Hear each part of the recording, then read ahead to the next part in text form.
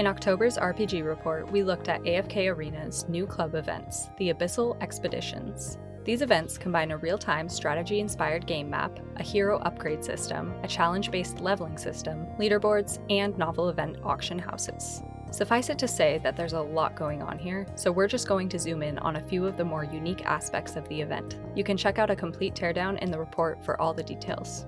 Like a lot of RPG mission events, Abyssal Expedition offers a premium pass that increases rewards. But unlike other events, Abyssal Expedition's pass only adds rewards for players who reach the 2 highest event ranks. And because the pass both costs and awards diamonds, players are basically betting on their performance in the event.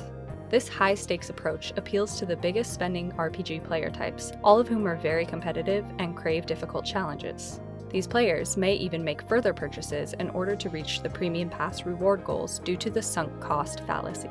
In one study, participants were presented with a hypothetical project that had already been given a certain amount of money. The more money the project already had, the more subjects were willing to invest in it, and the more likely they were to think the project would succeed. The Abyssal Expedition also includes an event store that's divided into 3 pages: a team reward lottery, a global auction, and an exchange shop. In the team lottery, players roll dice for a chance to buy rewards for premium event currency. Any unsold items are then moved to the global auction at a higher price, where they are offered to all players for decreasing amounts until sold. Any items sold on either page are converted into a secondary event currency that is divided among all team members and can be used to buy other items in the exchange shop. Confused? So were the players we talked to. Although they were all interested in the event, some had a hard time getting into it because of what they described as a mishmash of game mechanics that they couldn't totally figure out. So how could AFK Arena have made things clearer? For starters, adding a few illustrations would improve the event's dense tutorials, like a chart showing the progression from the team lottery to the global auction and the exchange shop. A combination of text and images has been shown to improve learning by 36% compared to text alone.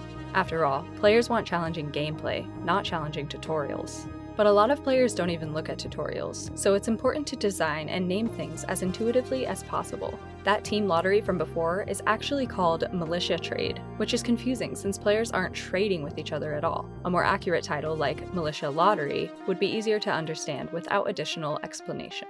Similarly, the event's 2 currencies, bound and unbound dragon crystals, are only distinguished by a tiny padlock icon on the bound version. Even worse, unbound dragon crystals also have a yellow spot that is almost identical to the padlock. As a result, the 2 are almost impossible to tell apart, especially on a little cell phone screen.